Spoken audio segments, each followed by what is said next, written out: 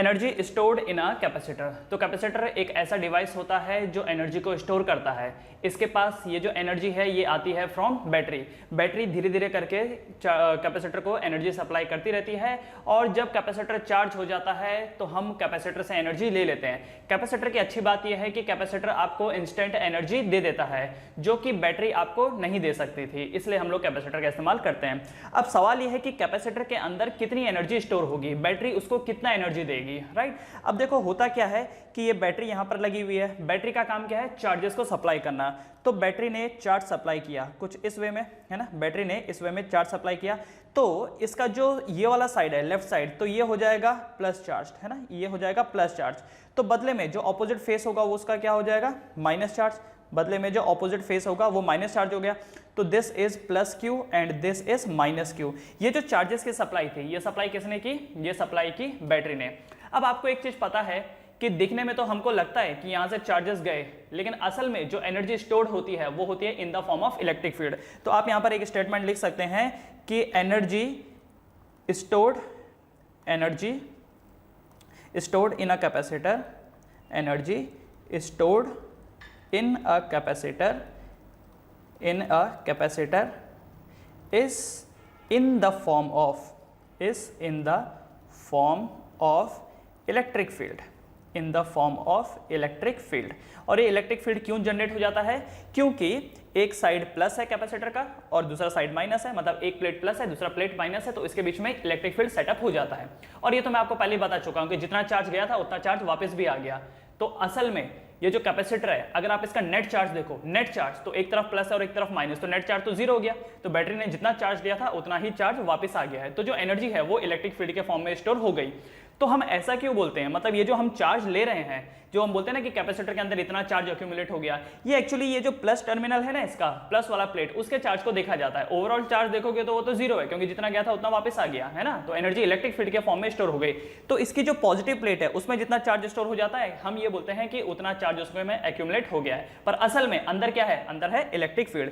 तो energy stored in a capacitor is in the form of electric field. Now जरा समझो, battery का potential है V वोल्ट, बैटरी का पोटेंशियल है V वोल्ट। तो बैटरी का एक्चुअली काम क्या है, बैटरी का एक्चुअली काम क्या है, इलेक्ट्रॉनों को फ्लो करवाना। बैटरी का काम क्या है, इलेक्ट्रॉनों को फ्लो कराना। लेकिन एक बात समझिए कि आप जितना भी फिजिक्स पढ़ते हैं ना, उसमें जितनी भी थ्योरीज हैं सब पॉजिटिव चार्ज को रख करके बनाई गई है। एक्चुअली किसी भी सर्किट में फ्लो इलेक्ट्रॉन होते हैं, लेकिन हम जब उसके एक्सप्रेशंस निकालते हैं, करंट के एक्सप्रेशंस निकालते हैं, तो हम ये मानते हैं कि फ्लो पॉजिटिव चार्ज हो रहे हैं, बट एक्चुअली में फ्लो क्या होता है, नेगेटिव चार्ज। तो जितनी भी थ्योरीज हैं सब प्लस को ध्यान में रख करके बनाई गई हैं। इसलिए मैंने क्या बोला कि ये जो बैटरी है, बैटरी का ये जो साइड है, this is the plus terminal and this is minus terminal. तो प्लस टर्मिनल से चार्ज गया, बट एक्चुअली होता उल्टा है। होता यह है कि नेगेटिव टर्मिनल से नेगेटिव चार्ज जाता है, तो बदले में दूसरा जो साइड होगा वहां से इलेक्ट्रॉन निकल के इसके प्लस साइड में आ जाएगा। ओके, एनीवेज, अब यहां पर ये जो एनर्जी एक्यूमुलेट होगी इस कैपेसिटर के अंदर जो एनर्जी एक्यूमुलेट होगी dW, वो किस पे डिपेंड करेगी, QdV पे डिपेंड करेगी, है ना। वैसे भी आपने एनर्जी का एक्सप्रेशन पढ़ा था, W इक्वल टू QV पढ़ा था, है ना। ये देखो मैं यहाँ पे लिख देता हूँ, ये जो फॉर्मूला पढ़ा था, W equal to Q into V। और V क्या, डेल्टा V होता तो चेंज इन पोटेंशियल ही है ना, difference in the potential. Battery क्या प्रोवाइड करती है आपको, पोटेंशियल डिफरेंस ही तो प्रोवाइड करती है, क्योंकि पोटेंशियल तो मायने नहीं रखता, मायने रखता है पोटेंशियल डिफरेंस। तो जो वर्क डन होता है वो QV होता है, लेकिन मैं यहाँ पर work done equal to QdV लिख रहा हूँ।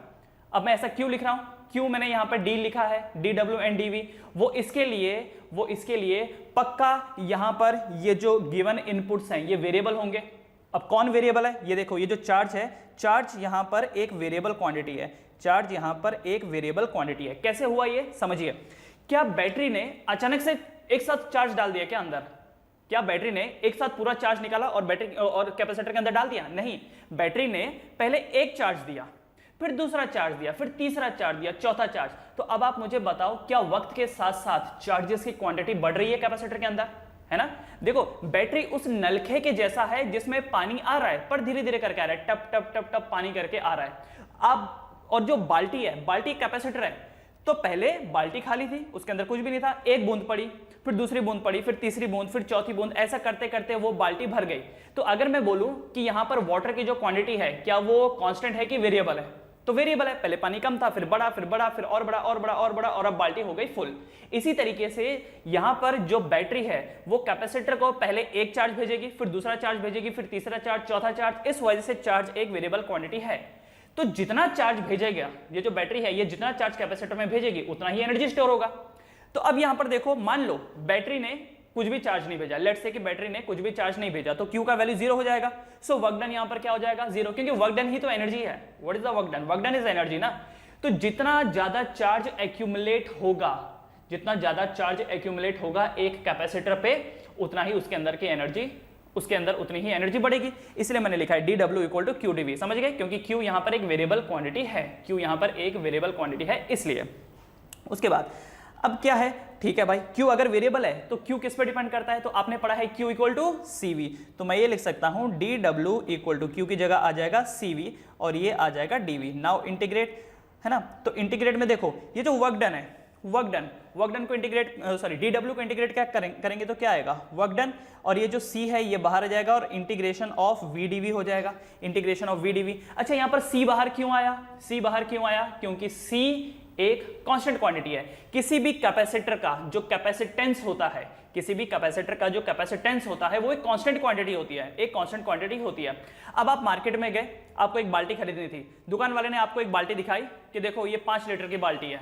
तो 5 लीटर की बाल्टी फिक्स है ना, मतलब 5 लीटर स्टोर करेगा, वो तो फिक्स हो गया। वो तो बनाने वाले ने जिस वक्त बनाया था उसको 5 लीटर के हिसाब से बनाया था, वो तो फिक्स हो गया। क्या बाद में आप बदल सकते हो क्या? मान लो गर्मी पड़ रही है, आपके घर में पानी नहीं आ रहा, तो आपने सोचा कि चलो 5 लीटर की कैपेसिटी को 10 लीटर कर देंगे, कर सकते हो? नहीं, एक बार 5 लीटर का बन के तैयार हो गया, that is the fix quantity, you can't change it. इसीलिए कैपेसिटर का जो कैपेसिटेंस होता है वो भी एक बार आपने बना के फिक्स कर दिया, यू कांट चेंज। तो इसलिए जो कैपेसिटेंस है वो बाहर आ गया, ये जो कैपेसिटेंस है C वो बाहर आ गया। अंदर क्या रह गया? Integration of VdV, integration of VdV। अच्छा, क्या ये V कांस्टेंट है? देखो जरा, इंटीग्रेशन के अंदर VdV रह गया, क्या ये V कांस्टेंट है? नहीं है कांस्टेंट। क्यों? आप कैपेसिटर को देखो, जब कैपेसिटर में एक भी चार्ज नहीं था तो कैपेसिटर का पोटेंशियल क्या था? 0। जब एक चार्ज गया तो कैपेसिटर का पोटेंशियल बढ़ा, दूसरा चार्ज गया और बढ़ा, तीसरा चार्ज गया और बढ़ा, और ऐसा करते करते क्या पोटेंशियल बढ़ता जा रहा है? क्या पोटेंशियल बढ़ता जा रहा है? यस। तो क्या पोटेंशियल यहां पर एक वेरिएबल क्वांटिटी है? यस। क्या इसीलिए वो इंटीग्रेशन के अंदर है? यस। तो बात समझ में आई? बैटरी क्या कर रही है? ये ले एक चार्ज, ये ले दूसरा चार्ज, ये ले तीसरा चार्ज।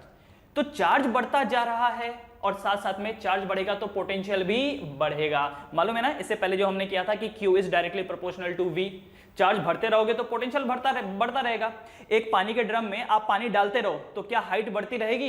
यस। तो उसी तरीके से एक कैपेसिटर के अंदर चार्ज भरते रहो तो पोटेंशियल बढ़ता रहेगा। इसीलिए पोटेंशियल भी एक वेरिएबल क्वांटिटी है, ठीक है?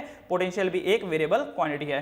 तो यहां पर आप ये देखो, ये जो C है, C is a constant, C constant है, जबकि ये जो V है, V एक वेरिएबल क्वांटिटी है, दिस इज वेरिएबल। तो वेरिएबल को तो अंदर ही रहना होगा और कांस्टेंट को बाहर आना पड़ेगा। ओके, उसके बाद देखो जरा, ये W का तो W ही रहेगा एंड C जो है ये बाहर है। इंटीग्रेशन ऑफ VdV क्या होगा? तो इंटीग्रेशन ऑफ x⁻1 क्या होता है? x⁻2 डिवाइडेड बाई 2, मतलब ये V का बन जाएगा V² डिवाइडेड बाई 2। तो ये एक्सप्रेशन आया, मतलब कि work done is equal to half CV², work done is half CV²।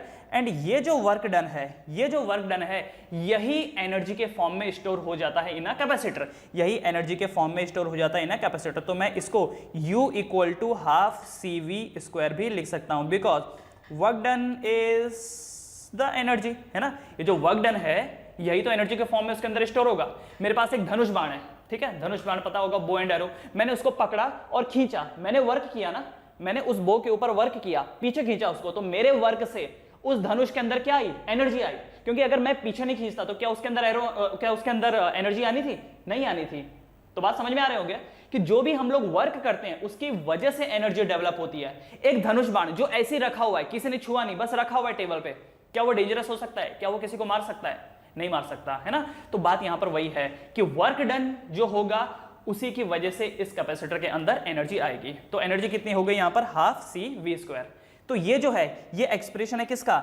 Energy stored in a capacitor, ठीक है? Energy stored in a capacitor, energy stored in a capacitor का ये expression है। ओके, आप एक चीज देखो यहां पे कि बैटरी ने कितना सप्लाई किया होगा, कितना सप्लाई किया होगा बैटरी ने।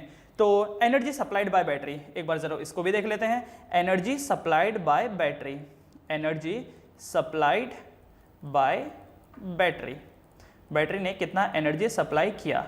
तो बैटरी ने जो एनर्जी सप्लाई किया, इसको मैं E दिखाता हूं, ठीक है, इसको मैं E से डिनोट करता हूं। Energy supplied by battery is let's say E, तो E हो जाएगा Q इंटू V।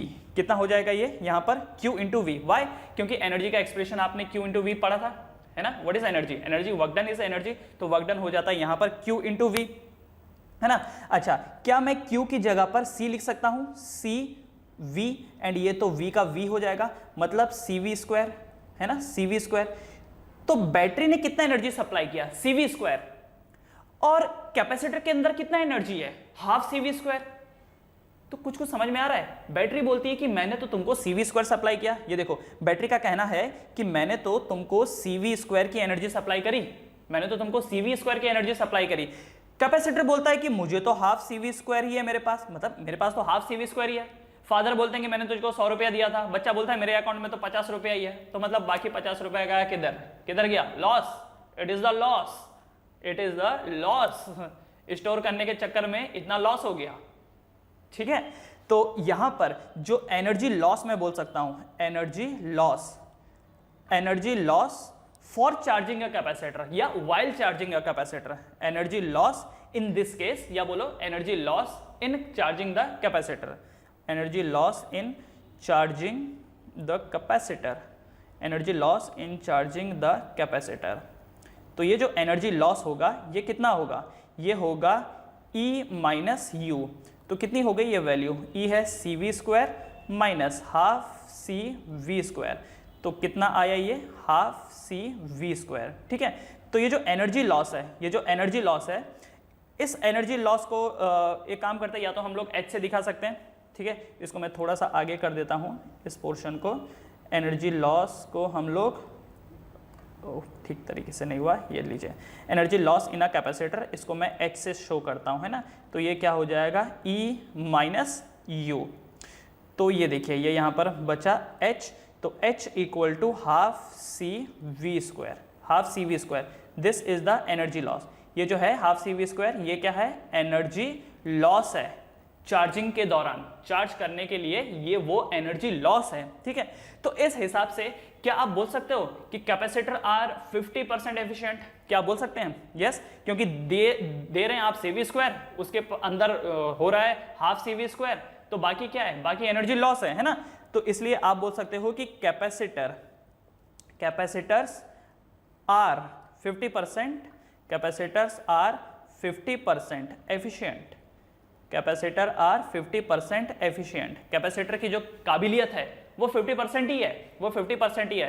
वरना आप ये सोचो कि यार कितना अच्छा था ऑप्शन कि बैटरी लगा के रखो, कैपेसिटर चार्ज हो जाएगा, एक साथ ले लेंगे हम लोग, लेकिन भाई इसकी भी आपको कीमत चुकानी पड़ रही है।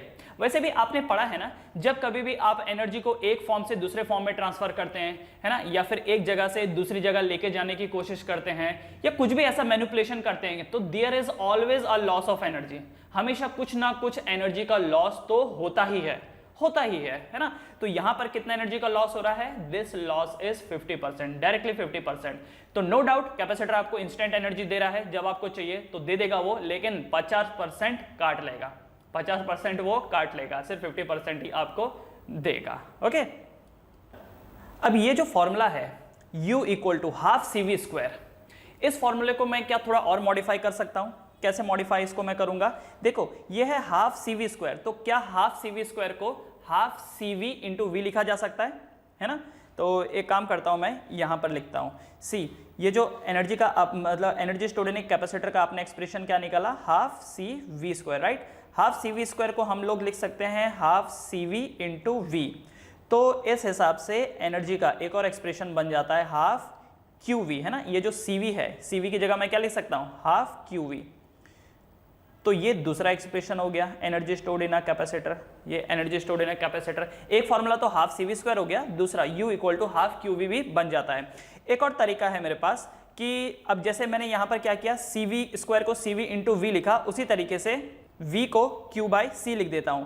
तो ये देखो ये जो है ना, यहां पर हाफ Q का तो Q हो गया, है ना, एंड v की जगह पर मैं q बाय सी ले लेता हूँ, तो ये क्या बन जाएगा, u equal to half Q square by C, half Q square by C, तो ये बन जाएगा half Q square by C. समझ गए?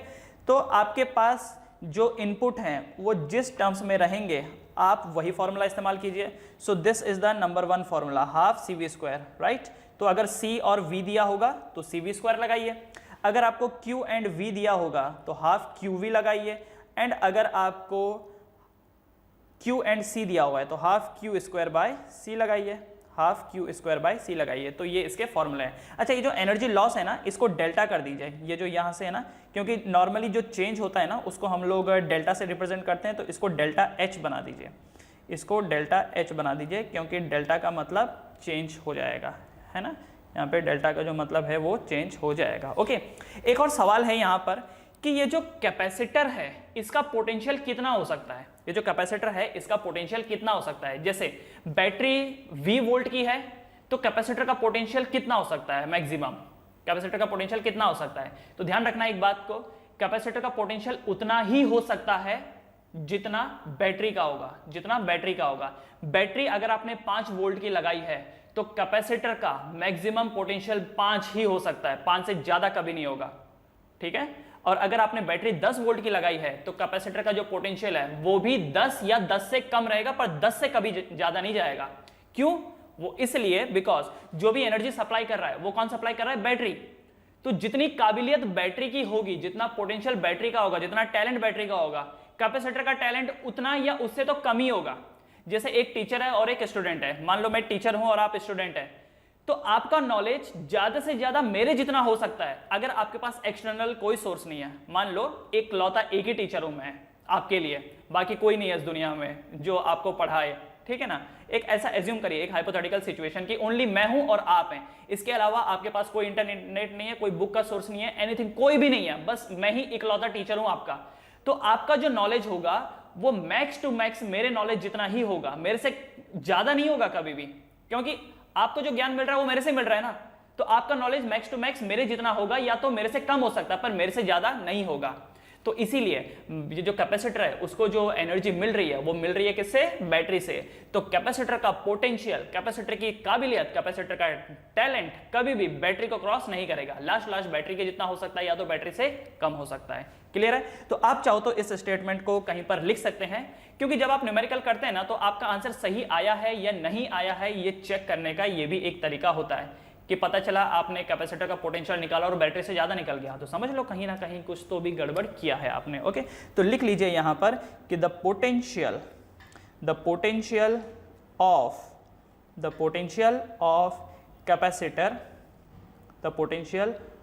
Capacitor never exceed potential of battery, potential of battery.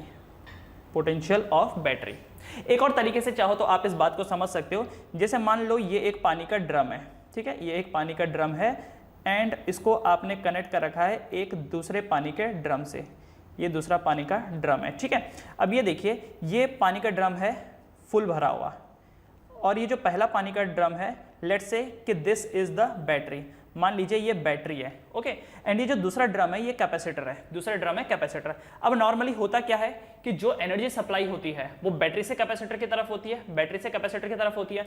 तो ये जो वाटर है, वाटर कहाँ को जा रहा है, टुवर्ड सी को, है ना। ये जो पानी है ये फ्लो करेगा सी की तरफ, ओके, सी की तरफ फ्लो करेगा। ये कब तक सी की तरफ फ्लो करेगा, कैपेसिटर की तरफ ये कब तक फ्लो करेगा, मतलब ड्रम 1 से ड्रम 2 में कब तक फ्लो करेगा, जब तक ड्रम 2 का लेवल ड्रम 1 तक नहीं आ जाता। क्या ऐसा हो सकता है क्या कि ड्रम 1 जो है ये पूरा खाली हो गया, ये जो ड्रम 1 है ये पूरा खाली हो गया, है ना, और ड्रम 2 भर गया, मतलब कि कैपेसिटर पूरा भर गया, उसकी हाइट एकदम ऊपर तक हो गई, और ये जो पहला वाला जो है ये बैटरी, पहला वाला ड्रम या बैटरी बोलो, उसका लेवल लो हो गया। ऐसा कभी होता है क्या? एक ड्रम से दूसरे ड्रम में पानी तभी तक जाता है जब तक दोनों का लेवल बराबर नहीं हो जाता। एक बार दोनों का लेवल बराबर हो गया तो जो फ्लो है वो रुक जाता है। तो यहां पर भी वही केस होगा, ठीक है, उल्टा कभी नहीं होगा, क्योंकि अगर ये उल्टा हो गया तो भाई ये तो बहुत सारी चीजों का उल्लंघन है फिर, ओके, स्पॉन्टेनिटी वाला जो हिसाब किताब आप जानते होंगे, तो ये उसका उल्लंघन हो जाएगा। शुरू करते हैं numericals on the energy stored in a capacitor. तो एक क्वेश्चन है आपके सामने, calculate energy stored in each of the capacitor. आपसे पूछा है कि हर एक कैपेसिटर के अंदर कितनी एनर्जी स्टोर की गई है बताइए।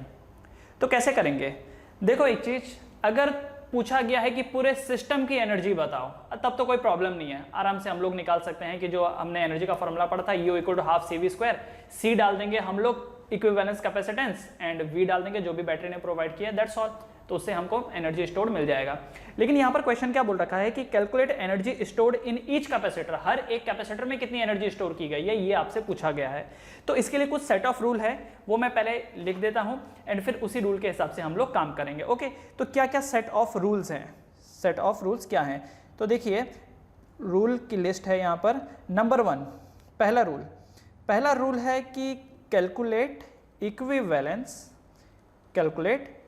Equivalence capacitance of the system, calculate equivalence capacitance of the system.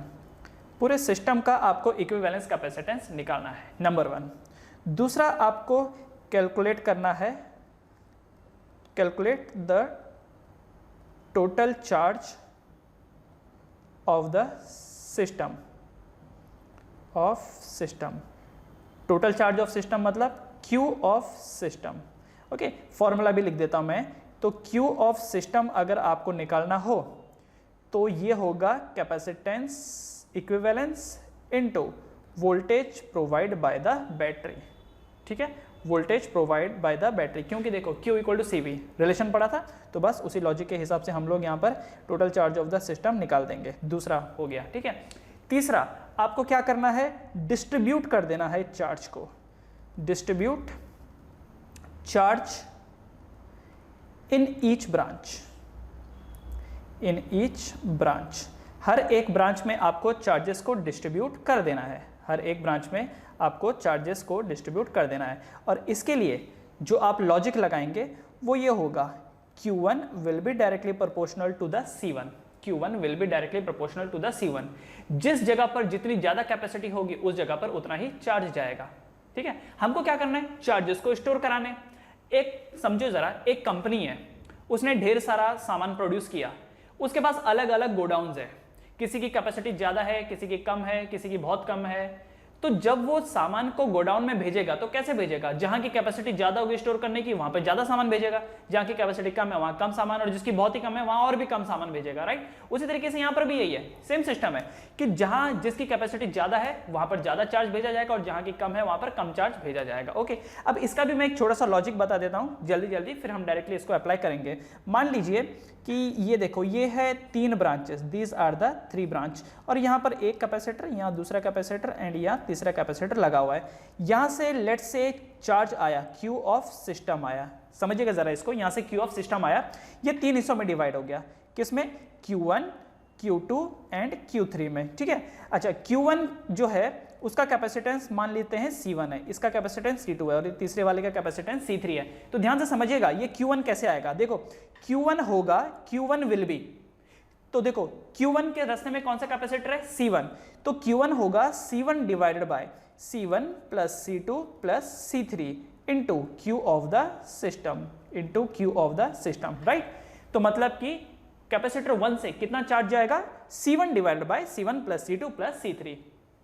उसी तरीके से Q2 से कितना चार्ज आएगा, मतलब ये C2 से कितना चार्ज आएगा, Q2 will be equal to C2 divided by C1 plus C2 plus C3 into Q of the system.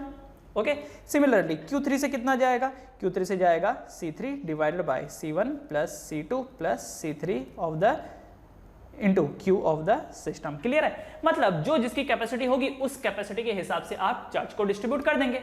अब देखो ये जरूरी नहीं है कि आप यही फॉर्मूला लगाओ, ना, कोई जरूरी नहीं है, आप अपना कॉमन सेंस भी इस्तेमाल कर सकते हो। कैसे कॉमन सेंस इस्तेमाल कर सकते हो, जैसे देखो ये यहाँ पर मैं डायग्राम बना रहा हूँ, मान लीजिए ये 2 कैपेसिटर हैं, ये फर्स्ट है एंड ये सेकंड है। ओके, तो फर्स्ट वाला कैपेसिटर जो है उसकी कैपेसिटी मान लेते हैं 4 माइक्रोफैराड है लेट से, और दूसरे वाले की जो कैपेसिटी है वो है 6 माइक्रोफैराड, 6 माइक्रोफैराड ये कैपेसिटी हो गई इसकी, है ना। अब देखो यहाँ से जो करंट जा रहा है, यहाँ से जो करंट जा रहा है, मान लेते हैं 50 माइक्रोकूलम्स का करंट गया, मान लेते हैं 50 माइक्रोकूलम्स का यहाँ करंट गया। आपको डिवाइड करना है, एक तरीका आपके पास ये है कि ये मान लेते हैं Q1 है एंड ये दूसरा है Q2। तो एक तरीका हो गया कि Q1 equal to 4 microfarad divided by 4 plus 6, है ना। देखो क्या करना है, 4 microfarad divided by 4 plus 6 into 50 microcoulomb, क्योंकि 50 माइक्रोकूलम क्या चार्ज ऑफ द सिस्टम, तो इसको कटिंग शटिंग करके देख लो क्या होता है। तो ये बन जाता है 4 डिवाइडेड बाय 6 और 4 10 इंटू 50, तो 0 से 0 कैंसिल, 5 4 जा 20, तो 20 माइक्रोकूलम ऊपर से चला जाएगा। अच्छा सेकंड Q2 से कितना जाएगा, मतलब Q2 से कितना जाएगा, तो Q2 से जाएगा 6 डिवाइडेड बाय 4 प्लस 6, है ना, इंटू 50। तो सॉल्व करने के बाद ये हो जाएगा मतलब 6 डिवाइडेड बाय 10, ये हो जाएगा 6 divided by 10 into 50, that means 30 microcoulomb. आप चाहो तो ऐसा भी कर सकते थे कि देखो 50 आया, 50 में से 20 ऊपर गया तो बाकी 30 नीचे से जाएगा। आप फॉर्मूला लगा करके कर सकते हो, या फिर आप दिमाग से भी सॉल्व कर सकते हो। कैसे दिमाग से सॉल्व कर सकते हो, देखो ये 4 माइक्रोफैरेड है और ये 6 माइक्रोफैरेड है, इनका रेशियो क्या है। अगर आप रेशियो देखो तो 2:3 का रेशियो है ना, 2:3 का रेशियो है। 50 को 2:3 के रेशियो में डिवाइड कर दो, 50 को आप 2:3 के रेशियो में डिवाइड कर देंगे। तो कैसे डिवाइड करेंगे, करो जरा, 50 के 5 हिस्से करो, 50 के 5 हिस्से करो, 2 हिस्सा दे दो Q1 को और 3 हिस्से दे दो Q2 को। यही होता है ना, रेशियो में हम लोग ऐसे डिवाइड करते हैं। तो 50 के जब आप 5 टुकड़े करेंगे तो हर एक टुकड़ा कितने का होगा, 10 का होगा। 50 के आपने 5 टुकड़े किए, हर एक टुकड़ा कितना, 10 का। ऊपर से कितने टुकड़े जाने चाहिए, 2 टुकड़े, तो एक टुकड़ा 10 है तो 2 टुकड़े कितने होंगे, 20, तो ऊपर से कितना जा रहा है, 20 माइक्रोकूलम जाएगा। और नीचे से 3 टुकड़े, तो 10 इंटू 3 दैट मीन्स 30 माइक्रोकूलम। देखो वही बात हो गई। तो या तो फॉर्मूला यूज करो, और अगर दिमाग लगाना है तो वैसे भी करो, कुछ भी कर सकते हो। अब जैसे जैसे करके आप इन क्वेश्चन को प्रैक्टिस करेंगे ना, यू विल रियलाइज दैट कि आपको फॉर्मूले की जरूरत ही नहीं है, आप डायरेक्टली भी कर सकते हैं। अब वो तो स्टार्टिंग लेवल है, इसलिए मैं आपको बता रहा हूं। तो ये जो फॉर्मूले हैं इसको लिख लीजिए कि किस वे में हम लोग चार्ज को डिस्ट्रीब्यूट करेंगे। तो जो चार्ज डिस्ट्रीब्यूट होगा वो according to the capacity distribute होगा, ठीक है। ये फॉर्मूले याद रहेंगे क्योंकि अभी मैं इनको मिटाने वाला हूं, ठीक है। तो देखो ये तीसरा हो गया, हमने क्या किया, चार्ज को डिस्ट्रीब्यूट किया। चौथा नंबर, चार्ज अब यहां पर डिस्ट्रीब्यूट हो गया। पांचवा, हमको कैलकुलेट करना है पोटेंशियल, हमको कैलकुलेट करना है पोटेंशियल अक्रॉस ईच कैपेसिटर। तो चौथा पॉइंट है कि calculate potential across each capacitor, हर एक कैपेसिटर के अक्रॉस हमको पोटेंशियल पता करना है, हर एक कैपेसिटर के अक्रॉस हमको पोटेंशियल पता करना है।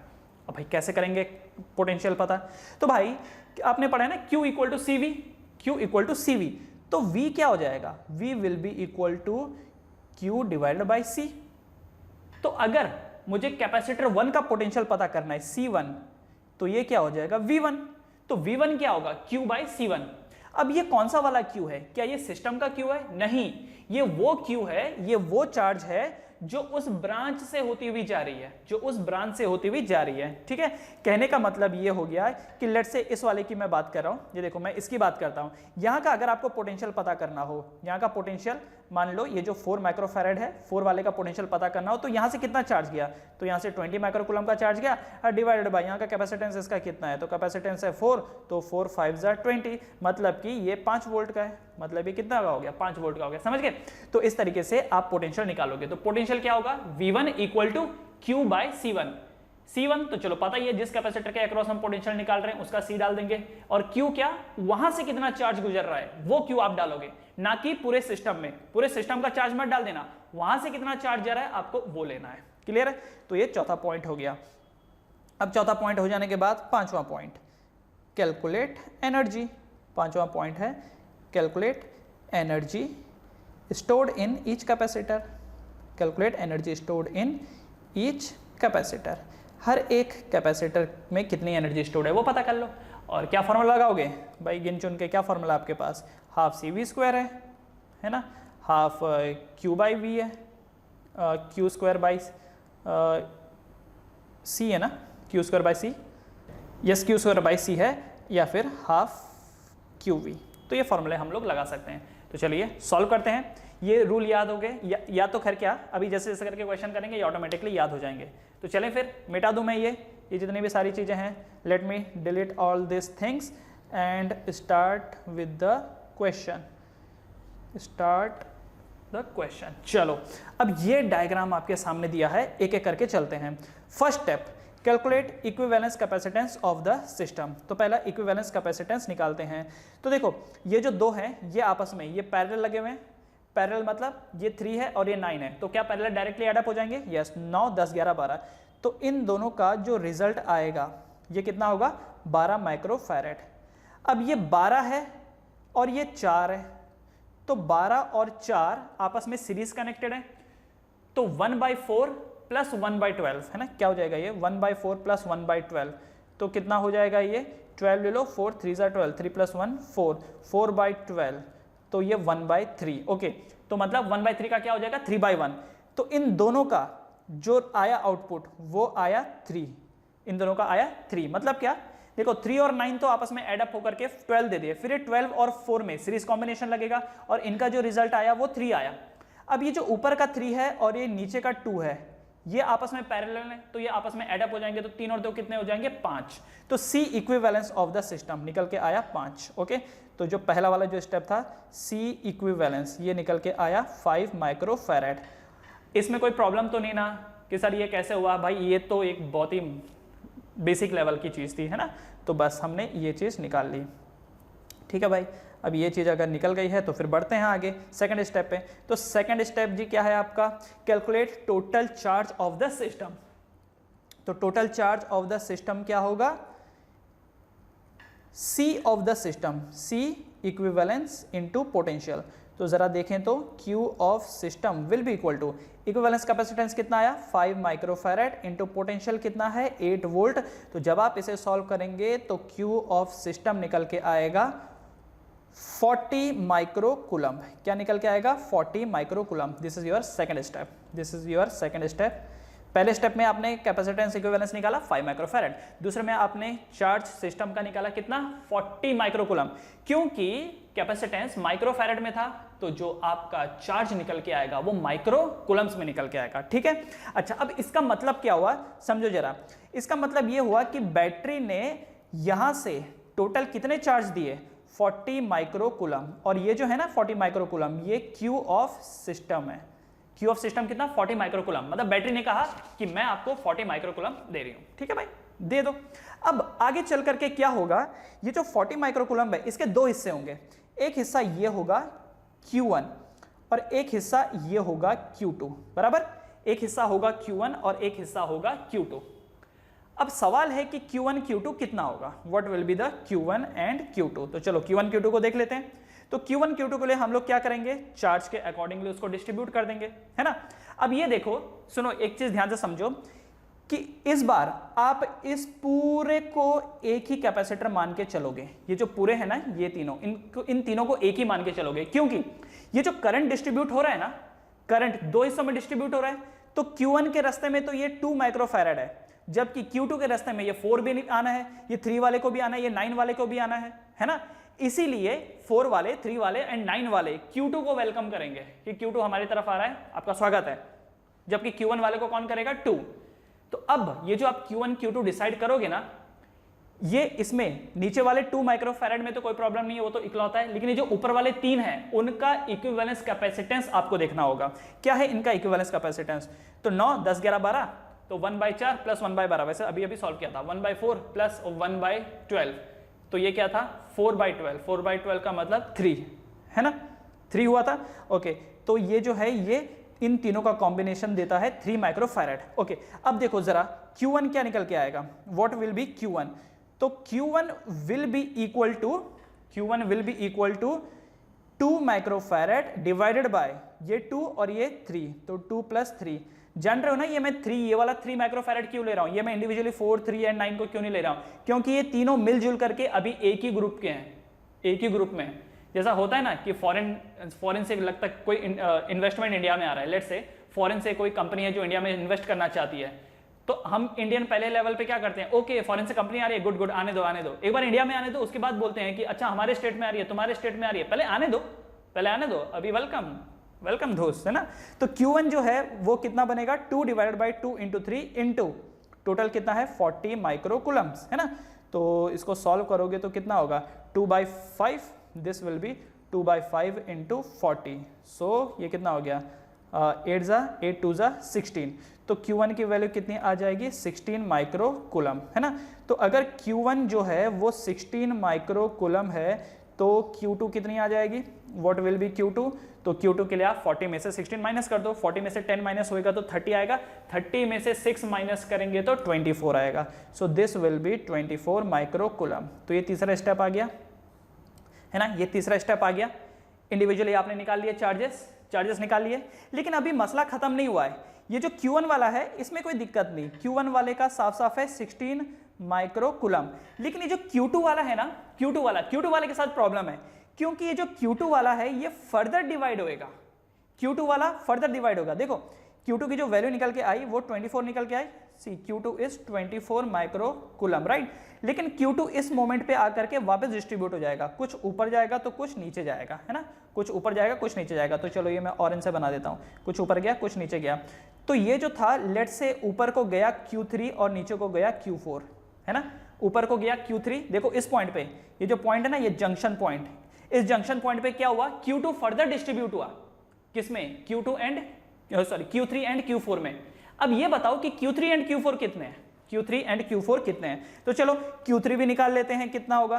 तो Q3 क्या होगा, अब जरा देखो ये Q3 क्या होगा, ऊपर को जा रहा है Q3, ऊपर की कैपेसिटी कितनी है 3 डिवाइडेड बाय नीचे कितना है 3 + 9 आएगा, है ना।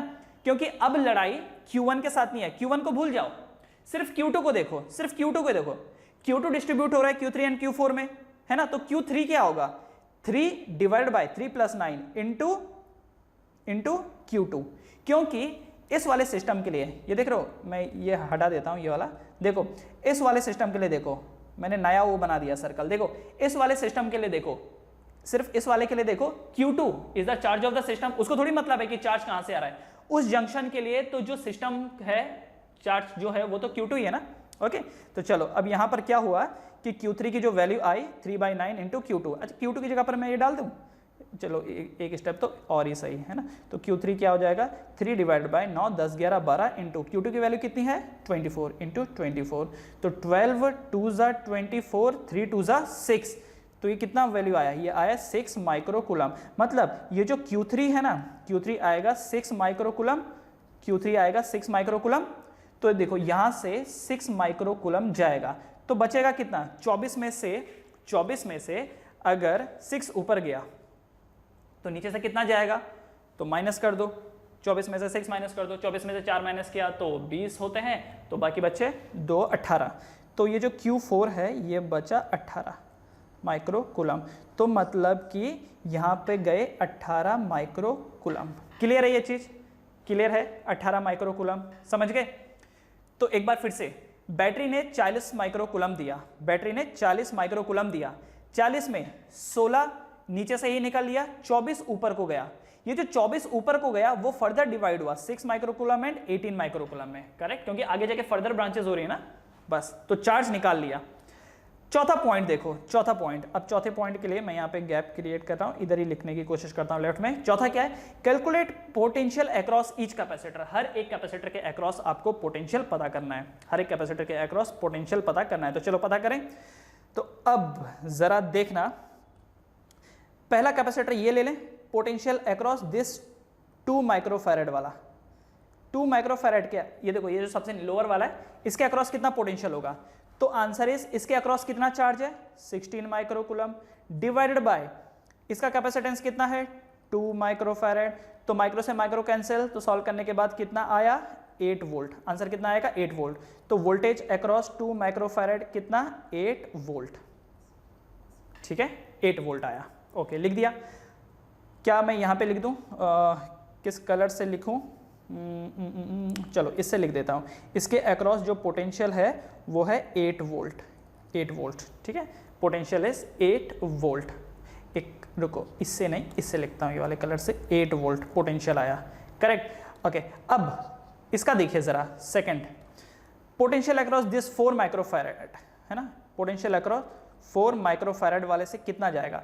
तो 4 माइक्रोफैरेड से कितना चार्ज जा रहा है 24 का जा रहा है, 24 माइक्रो कूलम डिवाइडेड बाय उसका पोटेंशियल कितना 4, एक second, 24 micro coulomb divided by 4 micro farad, yes correct. तो इसको जब आप कंस्ट्रक्ट करोगे तो ये 6 वोल्ट आएगा। तो potential across 4 micro farad is 6 volt. चलो भाई इसका भी आ गया, इसके अक्रॉस 6 वोल्ट का है, ठीक है। अब ये जो ऊपर वाला है इसके अक्रॉस कितना है, ये जो 3 माइक्रो फैरेड वाला दिख रहा है उसके अक्रॉस कितना है, तो पोटेंशियल अक्रॉस 3 माइक्रो फैरेड। तो इसके अक्रॉस कितना चार्ज है, तो 6 माइक्रो कूलम। तो 6 माइक्रो कूलम डिवाइडेड बाय इसका कितना कैपेसिटी है, 3 माइक्रो फैरेड का। तो सॉल्व करने के बाद 3 2 जा 6, 2 volt. So potential across 3 micro farad is 2 volt, is 2 volt, ठीक है। This is 2 volt. And the potential across this 9 वाला 9 माइक्रो फैरेड। तो 9 वाले के अक्रॉस कितना है, चार्ज कितना जा रहा है, 18 micro coulomb divided by 18 micro coulomb divided by ये कितना है, ये 9 माइक्रो फैरेड। तो सॉल्व करने के बाद कितना आया, 2 volt. So potential across 9 potential across, ये कौन है ये, हाँ 9 माइक्रो फैरेड वाले के अक्रॉस पोटेंशियल कितना आ रहा है, इसका भी 2 वोल्ट ही निकल के आ रहा है। So this is 2 volt. And ऊपर वाले का भी कितना आया था, इसका भी 2 वोल्ट आया था, करेक्ट। ओके जी, अब एक काम करते हैं, चेक करके देखते हैं कि हमारा आंसर सही आया है या नहीं आया है, चेक करते हैं। तो चेक करने का एक सबसे इजी तरीका यह है कि कोई सा भी एक लूप ले लो, कोई सा भी एक लूप ले लो, कोई सा भी, उसके अंदर जितने भी कैपेसिटर्स हैं, कोई सा भी एक लूप ले लो, उसके अंदर जितने भी कैपेसिटर हैं सबका पोटेंशियल प्लस कर दो। और अगर सबका पोटेंशियल प्लस करने के बाद उतना पोटेंशियल आया जितना बैटरी ने दिया था, मतलब आपने सही किया है, मतलब आपने सही किया है। क्या करोगे, कोई सा भी लूप ले लो, उसमें आने वाले जितने भी कैपेसिटर हैं उनका पोटेंशियल प्लस कर दो। अगर उनका एडिशन बैटरी के सप्लाई किए हुए पोटेंशियल के जितना आया, मतलब सही है। चलो देखें, एक एग्जांपल के लिए एक लूप ले लेते हैं। चलो पहले मैं ये वाला लूप ले लेता हूं, देखो जरा, पहले मैं ये वाला लूप ले रहा हूं। जरा देखो, इस लूप में तो एक ही कैपेसिटर है और उसका पोटेंशियल कितना है, 8 वोल्ट। बैटरी ने कितना दिया, 8 वोल्ट। तो क्या ये सही है, क्या ये सही है, यस एकदम सही है। उसके बाद अब सोचता हूं कि ये वाला लूप ले लूं, ये देखो ये वाला लूप ले लूं मैं। नाउ आई एम थिंकिंग ये वाला लूप लेने की। अब इस लूप में देखो जितने भी कैपेसिटर आ रहे हैं सबका सम करो पोटेंशियल का, क्या वो 8 ही आ रहा है। ये देखो, इसमें पहला ये देखो, ये 6 वोल्ट आ रहा है, 4 माइक्रो फैरेड के अक्रॉस 6 वोल्ट है। फिर अगला देखो 2 वोल्ट, और फिर तो कोई है ही नहीं, तो 6 + 2 कितना होता है, 8। और बैटरी ने कितना दिया, 8, तो 8 हो गया, मतलब ये भी सही है। तीसरा देखेंगे, ये वाला लूप ले लेते हैं। चलो मान लो मैं ये वाला लूप ले लेता हूं, ये वाला, ठीक है। अब इस लूप में देखिए, इस लूप में देखिए कितना निकल के आ रहा है, तो ये 6 ऊपर 2 8, बस हो गया 8।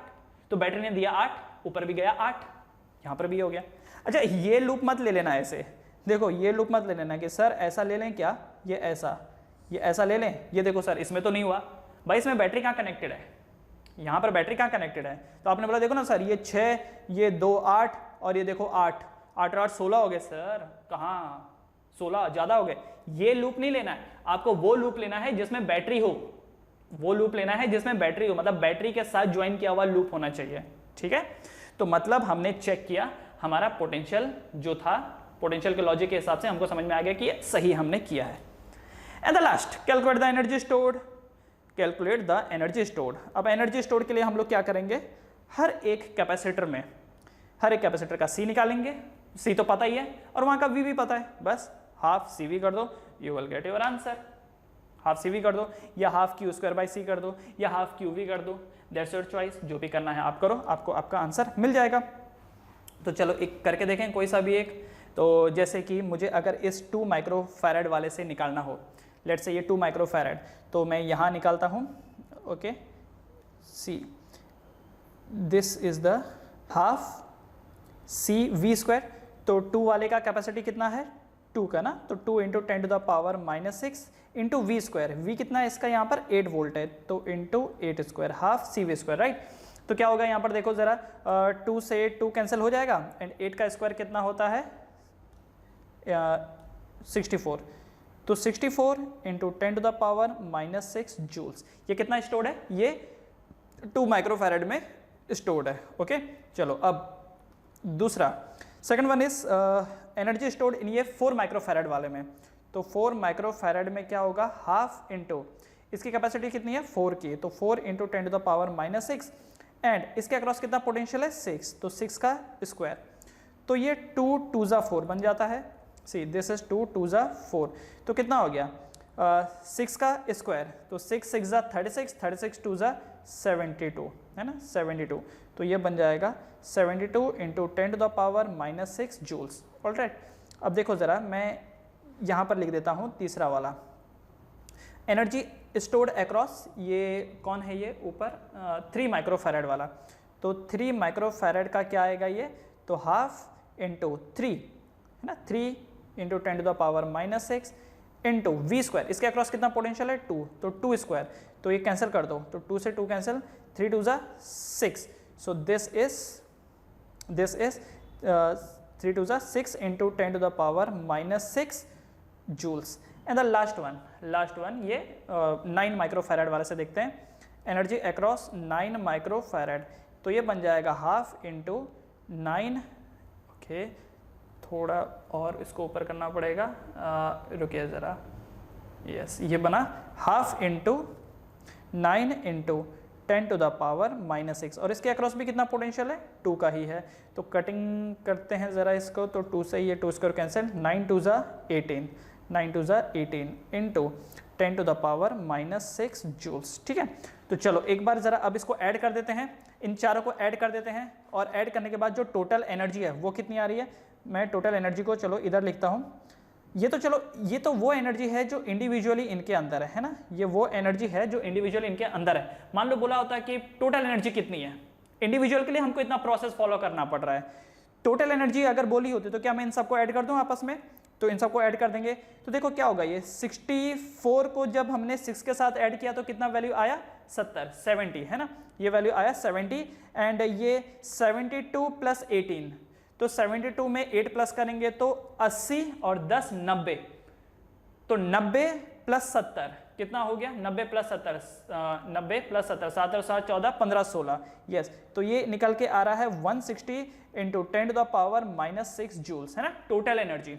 ये जो टोटल एनर्जी है ऑफ द सिस्टम, तो मैं यहाँ पर लिख रहा हूँ total energy of the system, इन सब की कैपेसिटी, इन सब के अंदर जो स्टोर्ड एनर्जी है हमने उसको प्लस किया और हमारा आंसर कितना है 160 into 10 to the power minus 6 joules, correct. लेकिन अगर आपसे ये पूछा होता कि पूरे सिस्टम का बताओ, यहां पर तो उन्होंने आपको क्या बोला कि calculate the energy stored in the each capacitor, ये देखो calculate the energy stored in the each capacitor, इसलिए हमको ये सब करना पड़ा।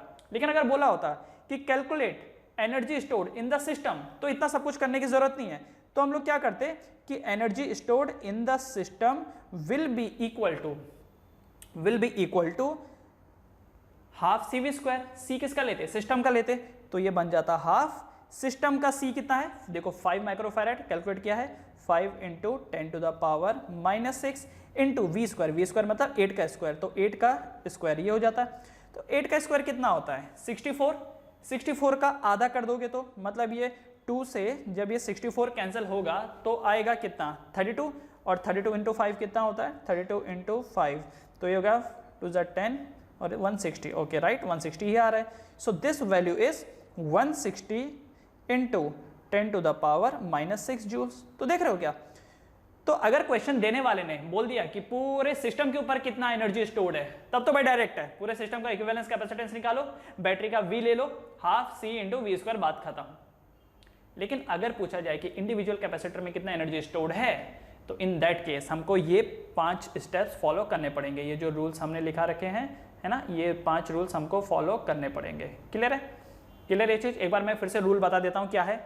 पहले पूरे सिस्टम का इक्विवेलेंस कैपेसिटेंस निकालेंगे, फिर उसके बाद आप पूरे सिस्टम का चार्ज निकालेंगे, उसके बाद फिर आप चार्ज डिस्ट्रीब्यूशन निकालेंगे, एंड फिर उसके बाद इंडिविजुअल पोटेंशियल निकालेंगे, एंड उसके बाद टोटल एनर्जी निकालेंगे। अच्छा, एनर्जी निकालने के लिए मैंने यहाँ पर हाफ सी वी स्क्वायर फॉर्मूले का इस्तेमाल किया, आप चाहो तो Q square half Q square by C भी कर सकते थे, हाफ क्यू वी भी कर सकते थे, कुछ भी कर सकते थे, दैट्स योर चॉइस। क्लियर है, तो ये पूरा क्वेश्चन है, अब आप इसको कॉपी कर लीजिए और बढ़ते हैं अब अगले क्वेश्चन की तरफ।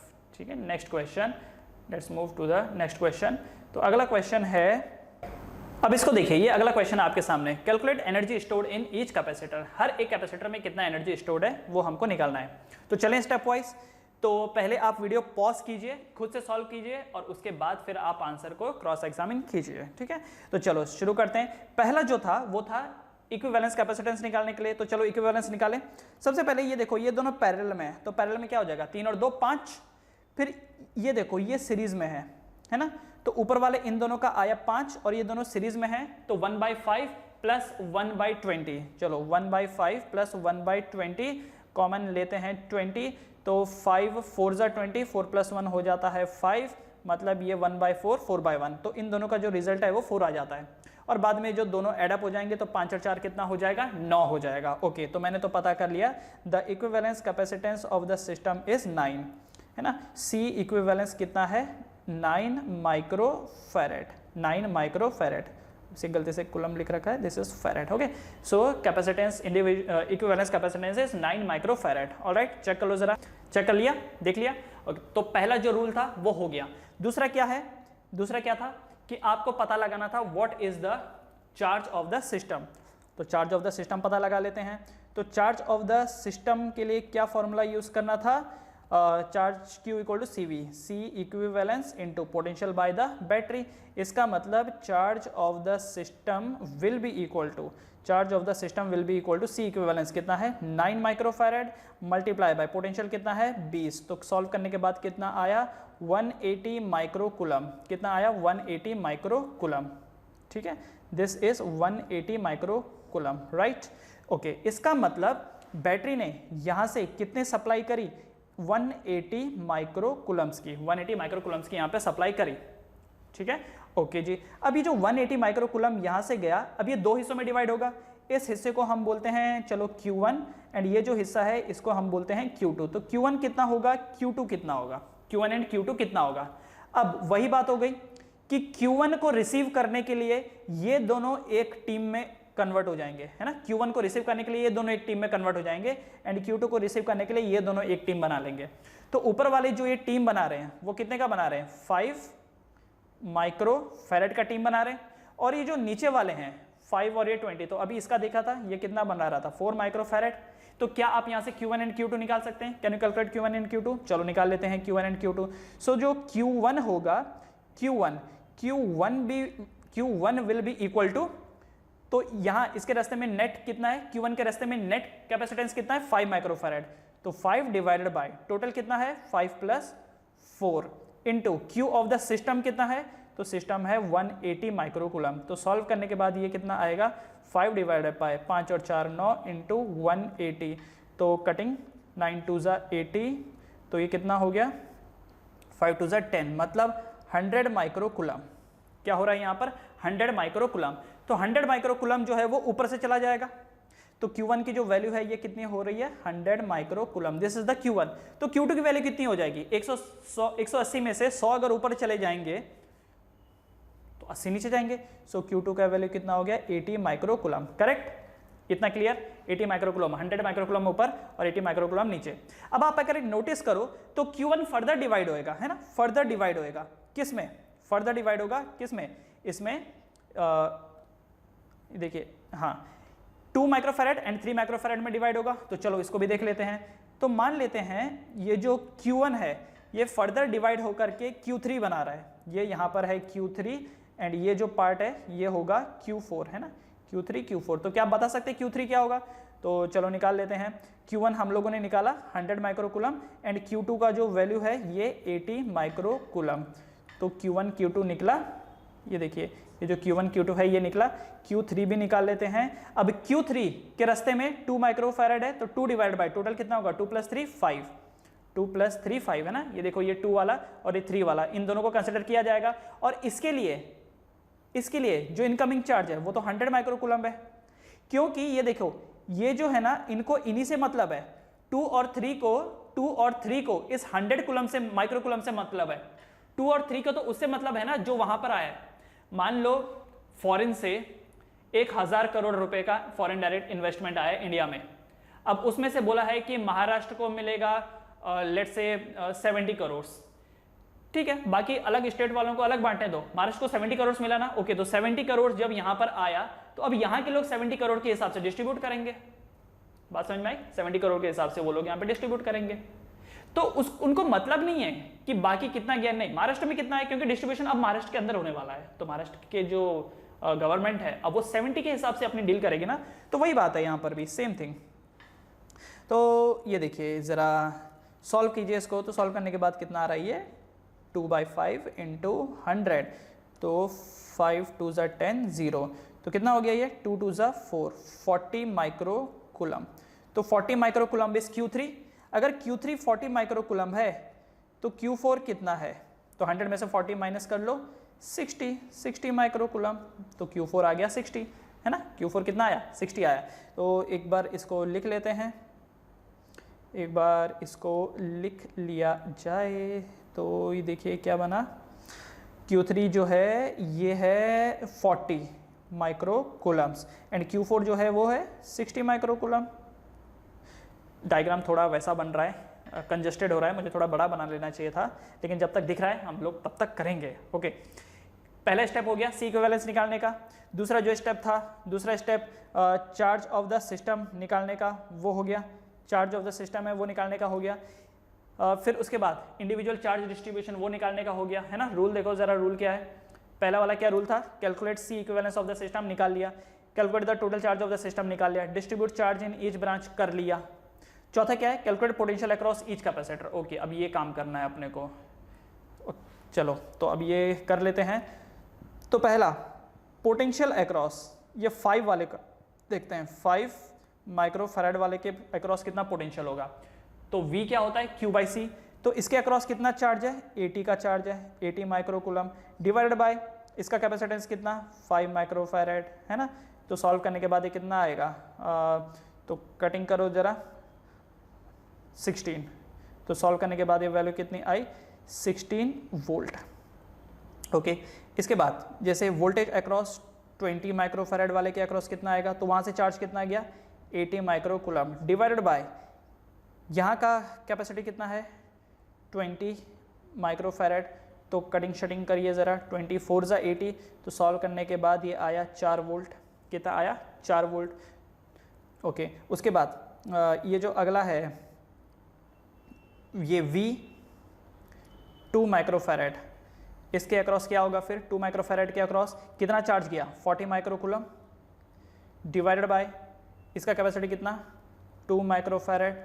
तो कटिंग करने के बाद कितना आएगा 2 20 ज़ा, तो ये आ गया 20 volt, this is the 20 volt. And the last one V across ये 3 वाला, 3 माइक्रो फैराड के अक्रॉस कितना होगा ये, तो 3 वाले के अक्रॉस 60 है डिवाइडेड बाय इसका कितना है 3 माइक्रो फैराड। तो कटिंग करने के बाद 3 2 ज़ा 6, मतलब 20 वोल्ट, कितना आएगा ये 20 वोल्ट आएगा। तो ये 16 वोल्ट, 4 वोल्ट, ये 20 वोल्ट और ये 20 वोल्ट। तो चलो एक बार लिख दें, फिर चेक करने के भी काम आएगा। 5 वाले के अक्रॉस आया 16 वोल्ट, 20 वाले के अक्रॉस आया 4 वोल्ट, 2 वाले के अक्रॉस आया 20 वोल्ट, एंड ये जो है 3 वाले के अक्रॉस आया 20 वोल्ट। अब क्या रूल बताया था, कोई सा भी लूप बनाओ जिसमें बैटरी आती हो और कनेक्ट करके देखो कि क्या बैटरी ने जितना पोटेंशियल दिया था वो पूरा का पूरा पोटेंशियल कैपेसिटर के अंदर स्टोर्ड है। चलो देखें, तो ये लूप ले लें पहले, ये देखो ये एक लूप ले लेते हैं और चेक करना ज़रूरी है, तभी कॉन्फिडेंस आएगा, वरना ऐसा रहेगा कि यार कर तो दिया पता नहीं सही है कि नहीं है। तो चलो यहाँ पर देखो, एक कैपेसिटर 16 वोल्ट, दूसरा 4, 16 और 4 20, इसके अलावा इस लूप में कोई है नहीं है, मतलब ये सही है। दूसरा देख लेते हैं, लेट्स से ये वाला लूप आपने सोचा, ये वाला लूप आपने सोचा। अब इस लूप में देखिए, इसके रास्ते में सिर्फ एक ही कैपेसिटर है 20 वोल्ट का, तो उसी का 20 है, मतलब ये भी सही है, एक ही कैपेसिटर है पूरा 20, ये भी सही है। दूसरा देखो ज़रा, अगर आपने सोचा कि चलो ये वाला लूप ले लेते हैं, ज़रा देखो अगेन 20 है, एक ही तो कैपेसिटर आ रहा है, अगेन 20 है, यस, मतलब ये भी सही है ना। इसके अलावा और क्या कॉम्बिनेशन बनता है, बस यही कॉम्बिनेशन है, दीज आर द कॉम्बिनेशन। बाकी ये तो उल्टा तो आपको जाना नहीं है, पता चला आप बोल रहे हैं कि सर ऐसा चलते ना, ये ऐसा जा करके फिर ये ऐसा जाते हैं, ऐसा तो जाना नहीं है क्योंकि बैटरी तो उसमें आएगी नहीं, तो बैटरी कनेक्टेड होनी चाहिए और खुद ही को क्रॉस नहीं करना है। पता चला ये यहाँ जा करके फिर ये ऐसे करके वापस आ रहे हैं, नो, ये वापस नहीं जाना है, ऐसा करके वो नहीं खेलना है आपको। परफेक्ट लूप, जहाँ से शुरू किया है वहाँ वापस नहीं आना है, ठीक है, उस जगह को दोबारा क्रॉस भी नहीं करना है। तो मतलब हमने पोटेंशियल चेक किया, सबका पोटेंशियल एकदम सही आया है, वेरी गुड। अब बढ़ते हैं आगे, energy stored in each capacitor, हर एक कैपेसिटर के अंदर कितनी एनर्जी स्टोर्ड होगी।